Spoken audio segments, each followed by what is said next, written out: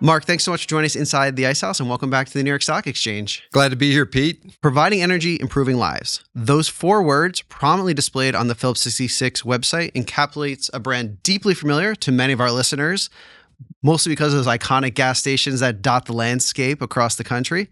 However, with over a century of history, Phillips 66 represents more than just a place to refuel. What is the core mission of Phillips 66 beyond the surface of its well-known consumer-facing identity?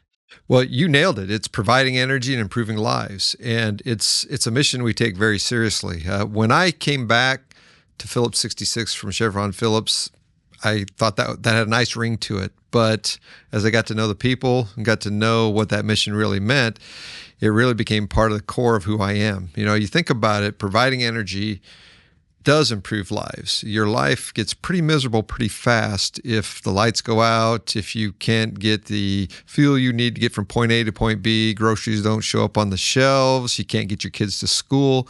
It's a tough life without energy. And so our mission is to make sure that people have access to the energy and the materials they need to have a great lifestyle, to have a sustainable lifestyle. And over the years, we know that it's going to evolve. The kind of energy we may be providing to improve people's lives may evolve from what we do today, but we're committed to ensure that people have access to low-cost, affordable, sustainable, abundant energy, just like we've done for the last 125 plus years. Yeah, we're talking before we started recording about Labor Day weekend, traveling, and I did my family what family's done since the advent of the automobile. We piled into the car and drove to a warmer, nicer climate.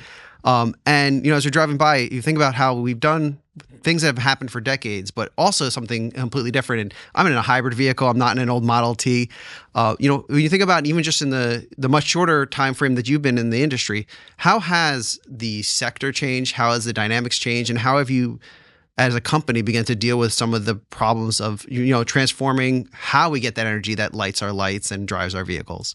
Well, for the entire 125 years, I think the industry has been improving. In fact, one of our oldest facilities that we recently converted to renewable feedstocks from crude oil was originally built in the late 1800s to produce kerosene from crude oil to replace whale oil.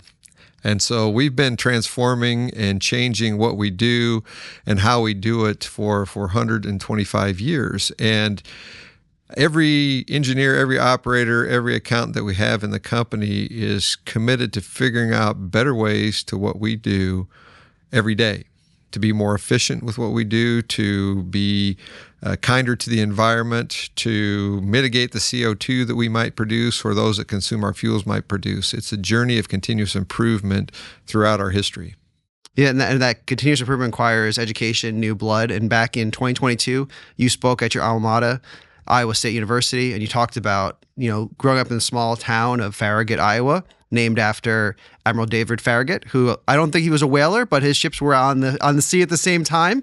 Well known for his victories during the Civil War. You drew some parallels between your life. He joined the Navy at the age of 9. I think you were a little older when you first got to Phillips. But how did your formative years shape your path to become, into the energy sector and eventually lead you to your current role as chairman and CEO of Phillips 66? Pete, you are a historian for sure. Farragut's a little town in the southwest corner of Iowa. I grew up in a large family. We didn't have a lot, but we did learn how to work hard, how to have a good time, both at play and at work. And I think that really instilled in me, the need to commit yourself to what it is you decide to do. I went off to Iowa State, though I had no idea what it was I wanted to do. Unfortunately, I went to a great university that had lots of different opportunities, and I literally stumbled across chemical engineering. I knew I liked chemistry, I liked math. I didn't know I could put all those things together and have a great career. And once I discovered that, I liked it so much that I decided to get a PhD, and here I am. Yeah, and we in our research found out that you might have looked at medical for a short time. I did. So tell me about that moment. You're at university, you're studying. When did you say, not just engineering, right? But chemical engineering was going to be your future, and how does that then go to where you find yourself, putting in the extra years to get the doctorate? It's a great story. I went off to Iowa State. I was pre-med because when you're when you do well in school as a kid in a small town Iowa, everybody says, yeah, go be a doctor. You should be a doctor. And there's a couple things that happened. I remember being in a zoology lab dissecting a squid and identifying the parts of a squid and memorizing that. And I thought, I don't think this is really my thing. And in the meantime, I was figuring out how to pay for college. I lived in the dormitories. A lot of the guys in my dormitory were studying engineering, and they were struggling to get through physics and chemistry, and I was earning money tutoring these guys. And I said, hey, what do you do with this engineering degree? And literally, my exposure to engineering were the guys that drove the trains into our little town and hauled the corn and soybeans away. And I had no idea what a career in engineering, let alone chemical engineering, might be. So I explored it a little further. I discovered the engineering curriculum, the chemical engineering curriculum, and found my home. And it just clicked. It helped me understand how the world worked. And to be able to predict how things will work, to be able to design things that provide the kinds of materials we all take for granted every day in our lives just was a huge attraction to me. Yeah, I want to talk about that, solving the problems and seeing how things work. I mentioned in the introduction, you hold 13 patents, part of that engineering background. A lot of other engineers do end up actually in the Naval Academy and go off into the Navy, but you stayed in the chemical space.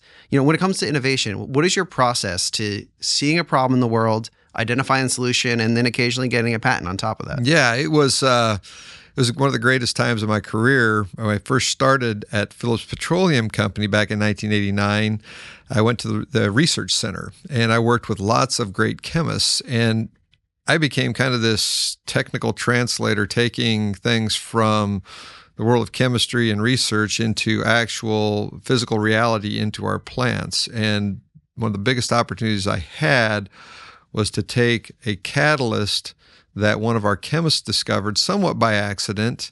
He was trying to make new polyethylene catalysts, and this time he just made a liquid. And we figured out what that liquid was, and it was something that is useful.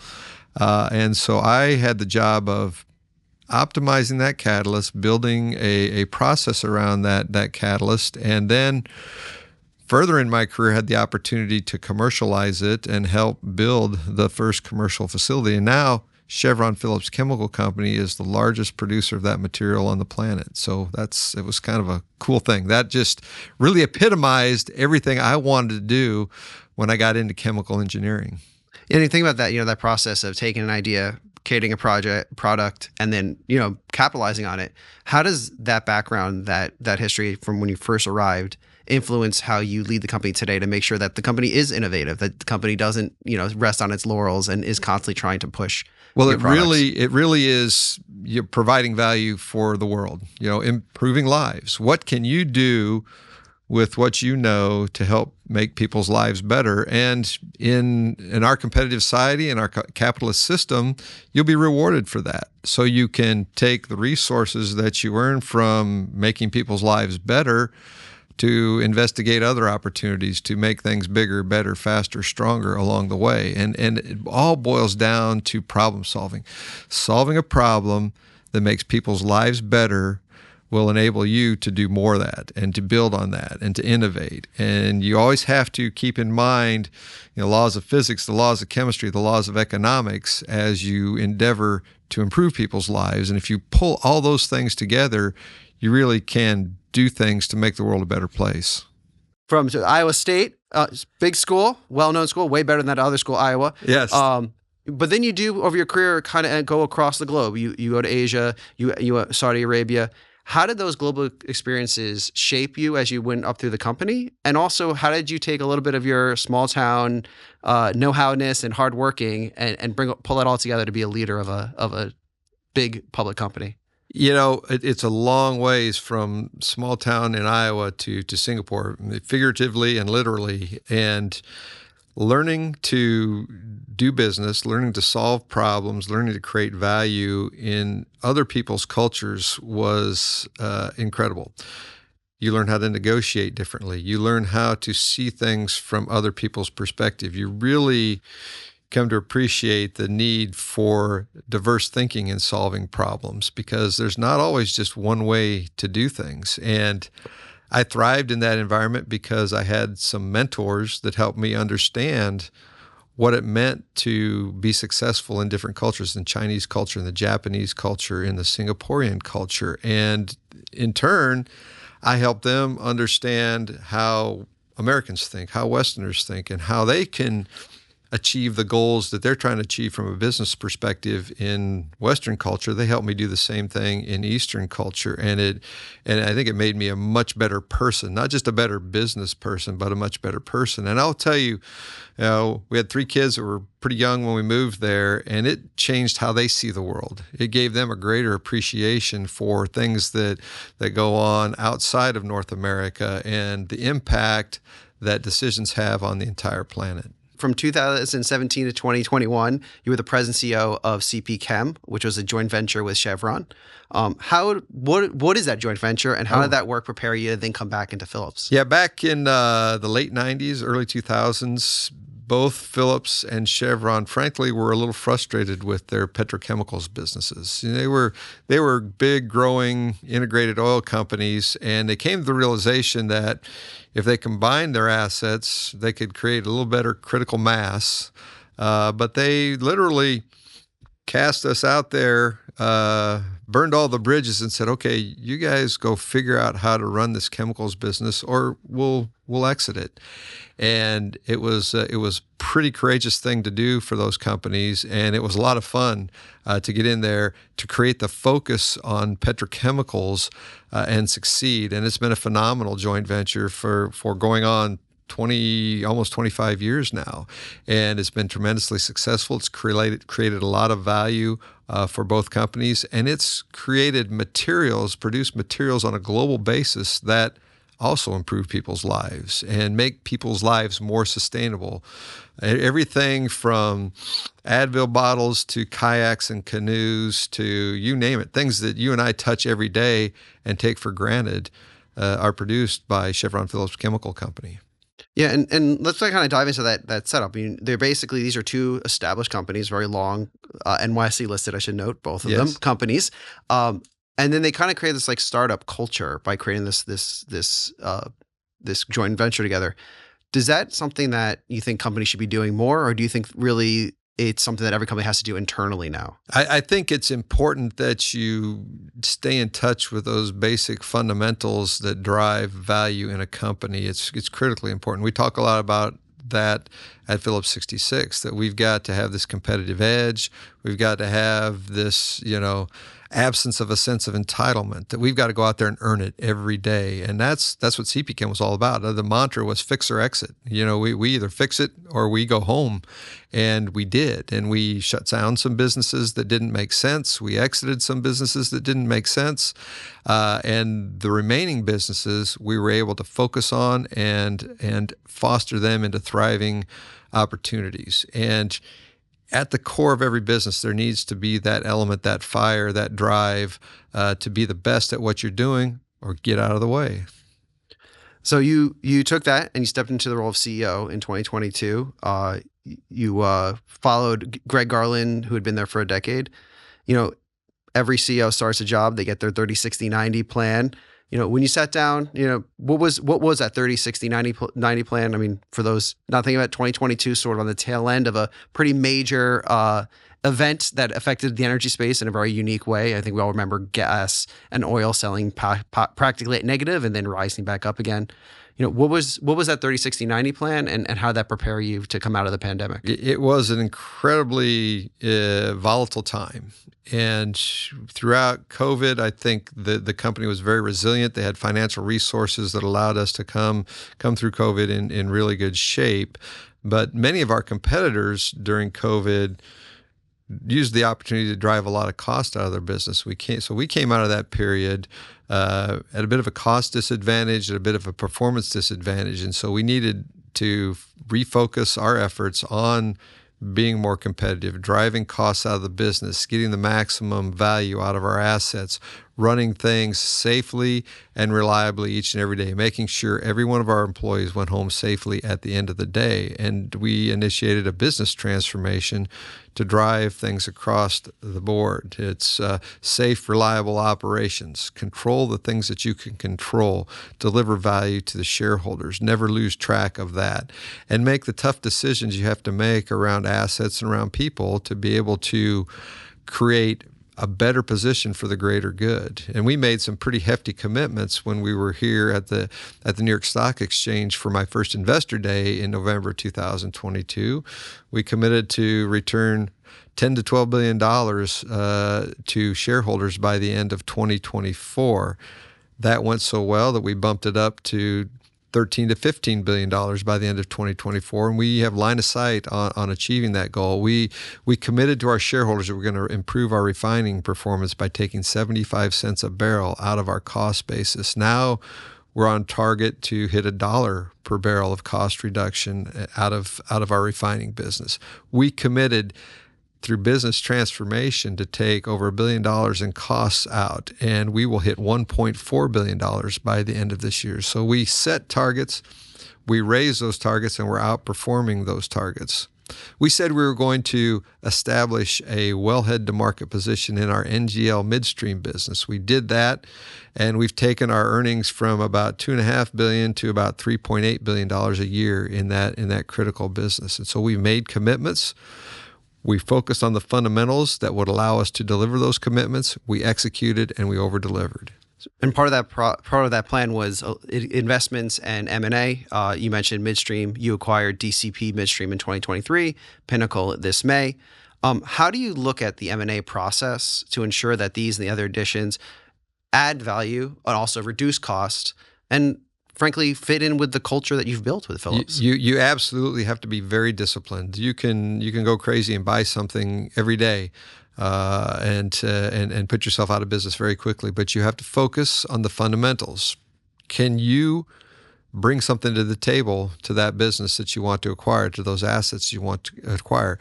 Does 1 + 1 = 3, or does 1 + 1 = 1.5? You really have to sit down, do a lot of homework around those assets to make sure that they are going to be in a better situation in your hands than someone else's. In other words, can you create more value with those assets than the incumbent? Otherwise, you should just leave them alone. We always look at something called synergies. Can we reduce costs? Can we operate better? Can we be in a better commercial situation by having those assets? And that's the DCP roll-up is a great example. We acquired $1 billion a year of earnings, but then we went on to capture another $400 million in synergies. So the way to think about that is we increased the return by 40% based on doing the hard work of squeezing the synergies, squeezing the costs out, finding better commercial opportunities than we had before. Every acquisition that we might consider, we have to look at those things. We have to look at what will our shareholders think about this? What will this do to earnings per share or cash flow per share? What will this do to our debt? There are financial metrics that we have to be very disciplined at. We screen dozens of these things, and we turn down far more than we ever act on because we don't see the metrics that would be beneficial to the company. It's all about discipline, Pete. So let's dive into the recent one, Pinnacle. So you're making that decision and you're putting together sort of your thesis you're going to make to your leadership team as well as your investors. What does the acquisition of Pinnacle add to the company, and how does it expand what you're able to offer? It was a great addition because we had built this, think about it as a backbone from the Permian Basin, where we can gather and process natural gas and natural gas liquids. And then those gathering and processing assets separate the natural gas and send it off in trunk lines to the natural gas markets. Then we take what's called raw NGLs, Y-grade NGLs, and we move those to our pipelines to our facilities called fractionators, where we separate that raw NGL into high purity components like ethane and propane and butane. And when we looked at that, we built that whole backbone. We said, okay, now that we've got all these assets, we can provide services to all those big producers out in the Permian. What can we do to make it even better? And we can either build more assets that connect to that trunk line, or we can acquire assets that aren't really connected to anything, that maybe are more stranded out there or need to pay somebody to put their materials in there. And so we started a screening process. And Pinnacle really epitomizes the perfect opportunity for us because it sat right next to our backbone, our trunk lines. It had a brand new state-of-the-art gathering and processing facility that could process 200 million standard cubic feet a day of gas. And it had plans for another one and the utilities in place for another one. And there's room for even more expansion. So we could do an inorganic acquisition that allowed us to do more organic growth over the long term. And so we were able to buy it at a very reasonable value and create even more value by expanding it over time. And so that's the growth thesis, right? You're going to buy something and grow. And sometimes, as you mentioned a few minutes ago, you also need to divest. Yes. And so shortly after the Pinnacle agreement was announced, you also announced that you were divesting your equity stake in Rockies Express Pipeline. When you're making that decision, it's always hard to let something go. Mm-hmm. What goes into that? And then how does that then fit into that organic and inorganic growth? Rockies Express Pipeline, good valuable asset, generated good earnings for us on a consistent basis, but it wasn't really integrated to the rest of our system. It didn't provide us any growth opportunities. And so you think about it, we didn't do the Rockies Express disposition to fund the Pinnacle acquisition, but it was a good trade. We were able to sell the earnings from the Rockies Express pipeline for about 10 times those earnings, and we bought the Pinnacle assets for a little over 5 times their earnings. And so we sold something that had no growth potential for us, that we didn't have control of. It was controlled by our partner. And we bought something that we controlled our destiny around. We bought it for a much lower multiple, and it allows us to grow in something that we're fully integrated in. So you talk about renewal, reusing of capital, who also invested in renewable spaces. In 2020, you announced the intention to transform the San Francisco refinery in Rodeo, California, into one of the world's largest renewable facilities. What has the process been like converting that? You mentioned going from whale to oil, which in some ways seems to be a bigger leap in many ways. But how do you then go from oil to renewable? I'm guessing it was a lot easier to get that first refinery permitted in California than it was for us to get this conversion permitted. But it really was a great opportunity for the company. That asset was really losing access to competitive crudes to be able to operate, and it became an existential threat to the asset, our San Francisco refinery in Rodeo. And it came down to a decision: do we shut down that refinery, or do we do something else with it?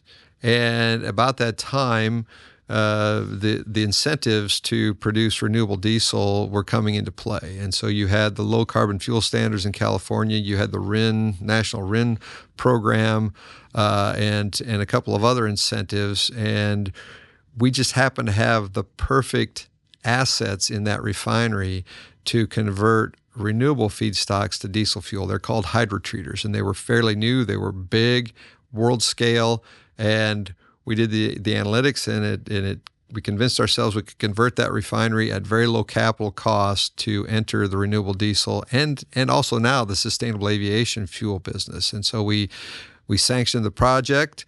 We executed the capital project, and early this year, we went off of our diet of crude oil and started bringing in things like soybean oil and used cooking oil and animal fats, which I guess is a little bit like whale oil, but not exactly, and other difficult to process but low carbon intensity feedstocks that we can convert into renewable diesel. So today, we're now processing 50,000 barrels a day, give or take a little bit, of renewable feedstocks with low carbon intensity, and we're selling it as renewable diesel direct to customers at our 76 stations in California and other locations on the West Coast. And we're now starting to build inventory of renewable jet fuel that can be blended with traditional jet fuel and marketed as sustainable aviation fuel.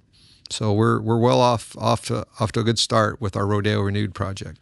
Yeah, and also, as you mentioned, that's you're processing it in California, then selling it in California. There's going back to those pipelines. The pipelines don't have to do that long. Supply lines don't do that long. But what has that taught you about potentially other areas in the country or internationally for where Phillips 66 could look to either renewable or other ways of generating energy? And how are you analyzing those results from Rodeo and beginning to think about how that could expand? Rodeo is a good case study in exactly that, because we had existing assets that were perfect with some minor modifications for what we wanted to do. So the capital cost was low, so that's a competitive advantage.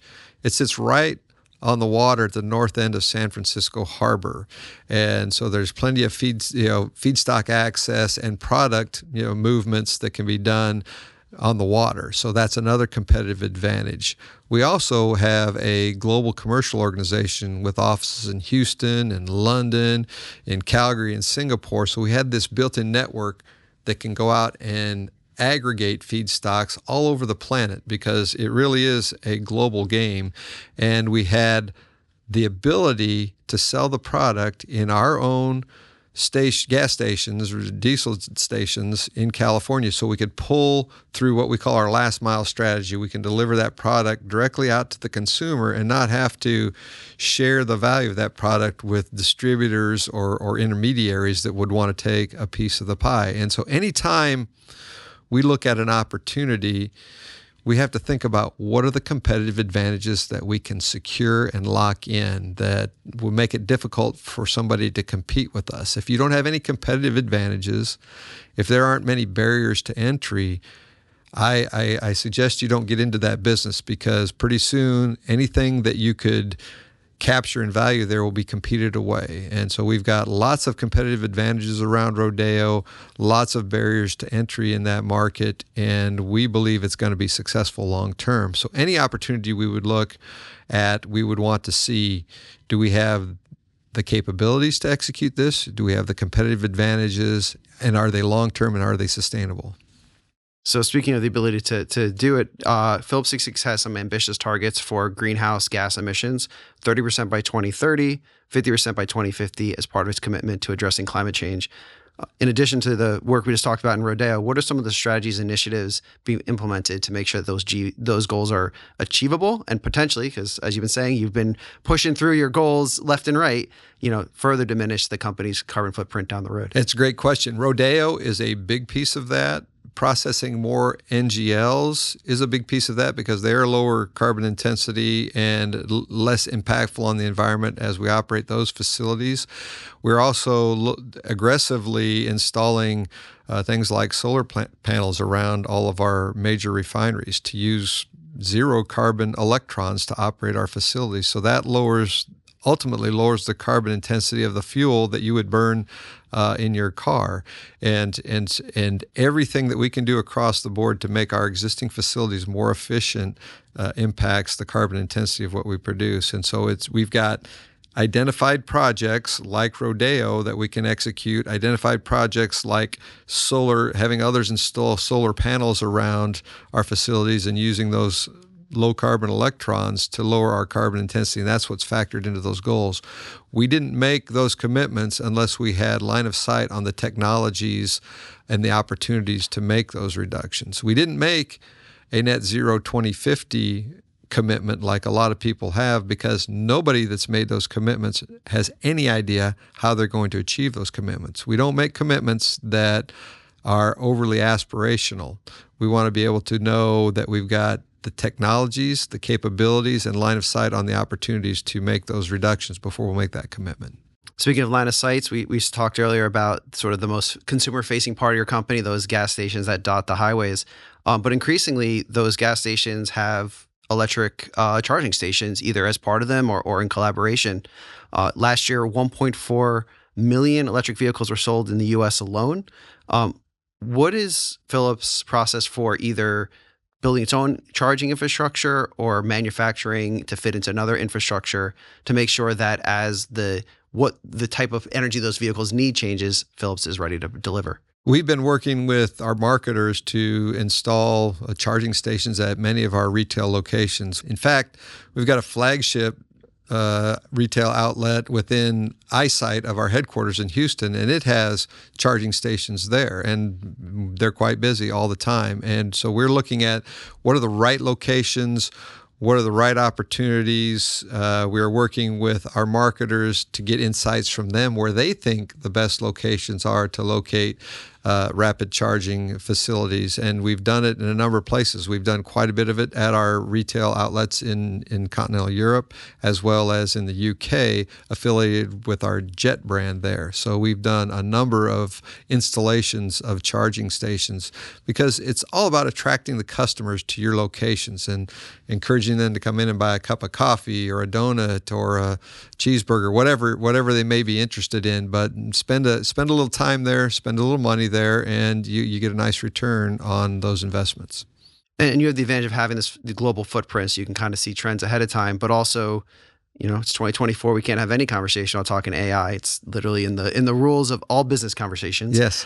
So, what is the impact that AI is having on the energy sector in general, and then also in how is Phillips looking to leverage that? I think the biggest impact that we've seen is really on our safe, reliable operations of our facilities. We have massive facilities that are inherently challenging to operate. We operate them at very high temperatures, high pressures. If uncontrolled, they can be very dangerous. But if with the right controls, you can do it safely and reliably year in and year out.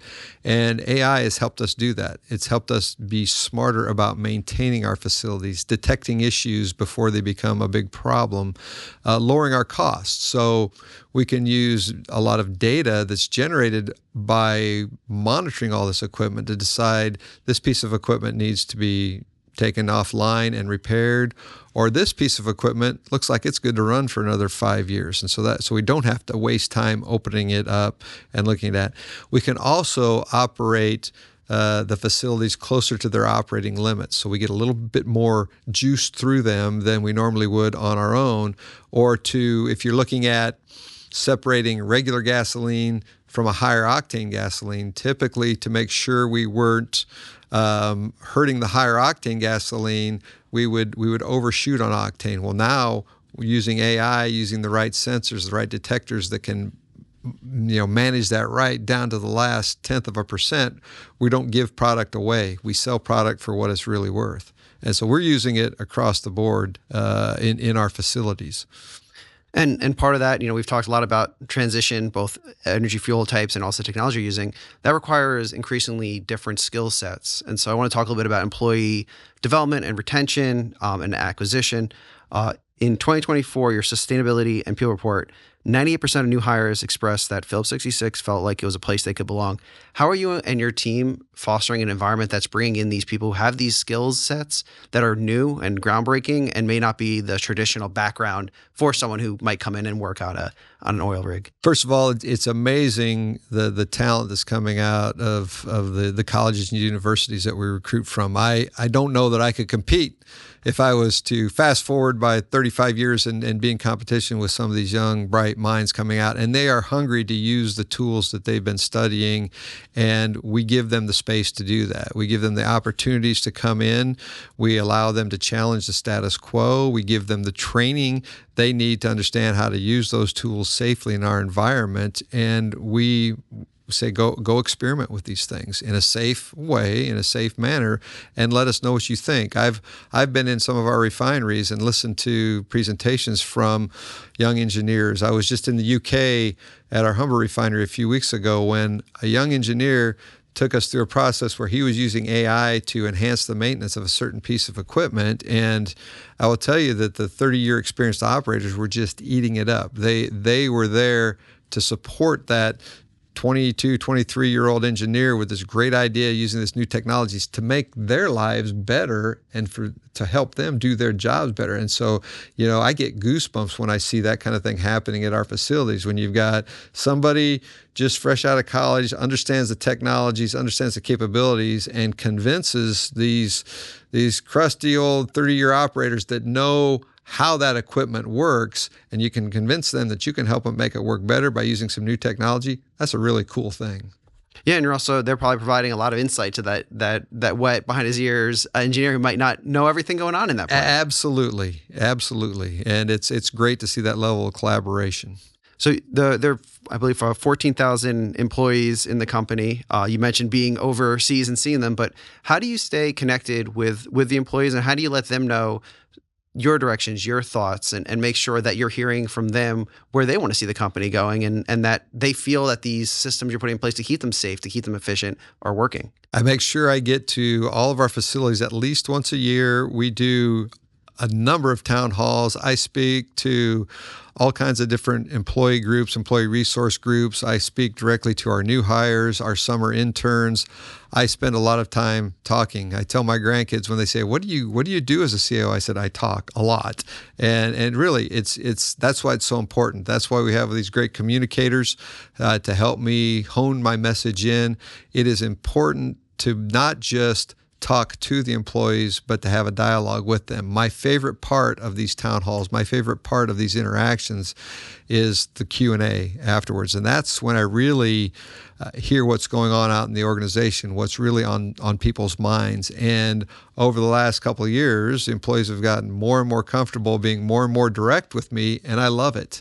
I love to have a conversation about what's going on, what are they worried about, what are they excited about, what should we do more of, what should we do less of, how can we make their work-life balance better, how can we get obstacles out of their way so they can be as productive as we would like them to be. It takes a lot of work, it takes a lot of time, but it's worth it. Yeah, and one of the things when you have 14,000 employees and you have such a consumer-facing brand, you are a part of the communities that you operate in. In supporting Operation Barbecue in the aftermath of Hurricane Beryl in Texas, to donate millions in education and equity initiatives. Philanthropy is obviously part of the mission for Phillips 66 for its entire history. But under your leadership, how do you envision the company's role in the communities it operates in, and in the communities that those 14,000 employees live in? We've always had a commitment to the communities in which we operate, and it is so important to be connected to those communities because many of the communities, if we have a significant issue, it is horrifically impactful to those communities. But more importantly, we want to see those communities thrive. We want to see them have great schools. We want to see their kids grow up healthy, excited, hopefully come back and work in the energy industry. But our employees are committed to the communities in which they live, and we want to give them the opportunities to give back, whether it's Habitat for Humanity, food banks, the fight against cancer. We're all in. We go into the community. We give employees the opportunity. We give them extra time off to go get involved with the causes that mean the most to them in the community. And yeah, we give quite a bit of money to the community to be able to have the resources they need to build the institutions that the community needs to have safe, reliable communities as well. Yeah, and part of that is reliable energy. So as we wrap up, we've covered a lot of ground today, a lot of things from whale oil to EV. Since you entered the fields coming out of Iowa State, what now in 2024 is the biggest factors that you see as a challenge to not just Phillips, 66, but the entire energy industry? Well, I think lowering the carbon footprint of the energy industry is one of the biggest challenges that the world has faced in a long time. And back when I came out of university, there were lots of technical things that we could do that were really exciting, really amazing, but no one was really thinking about the carbon footprint of what we were doing. That was just starting to become a thing.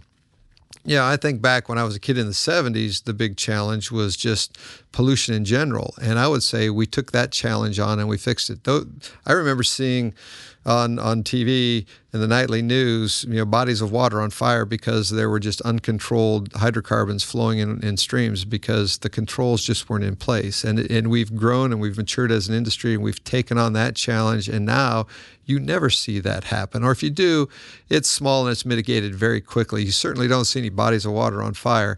And I think that we, as an industry, can do the same thing around CO2, that we can find ways to mitigate the impact of CO2 in the environment while still giving people the opportunity to have access to affordable, reliable, abundant energy so they can enjoy the kind of lifestyles that they've come to enjoy. And don't forget about the billions of people out there that have lifestyles that are nowhere near what we enjoy here in North America. They'd love to just be half the lifestyle that we have, but it's going to take a lot of energy to get them there. Energy in the last 150, 200 years has transformed the world population. We are healthier. We have greater longevity. We have better lifestyles than anybody could have ever imagined 200 years ago. We don't want to step back and give that up. We've got to figure out how to provide those energies that improve people's lives in an affordable and sustainable way. Yeah, going back to the 70s, you had that crisis of the environment. Also, you had lines in the gas stations because there wasn't enough affordable and accessible gasoline. Mm-hmm. So let's look forward for a little bit. How are you making sure that Phillips 66, regardless of where the winds of the industry take, will be at the front of it, and making sure that in those communities you operate in for 100 years, you're operating there in another 100 years? Starts with great people. We talked about it, recruiting great people that know technologies, that are willing to challenge the status quo, leverage technologies to get better every day and to be more competitive every day. We've got to make sure that our governments make good choices. Those gas lines that I experienced back in the 70s, those were driven by political decisions to control prices, to not let free markets be free markets. I also, in those days, went to grocery stores with my mother and looked in the meat counter, and there was no meat in the meat counter because the government tried to control the price of meat. Markets work. Free markets work, and we can never forget that. And if you provide a stable environment for companies that want to compete in a free market, they will do amazing things to improve and enhance your lifestyle. And so we've got to focus on great people, great technologies, great policies, great investments, and that's how we'll win at the end of the day. Well, that's a great way to end this conversation. So thank you, Mark, so much for joining us inside the Ice House. Thanks a lot, Pete. It was fun to be here.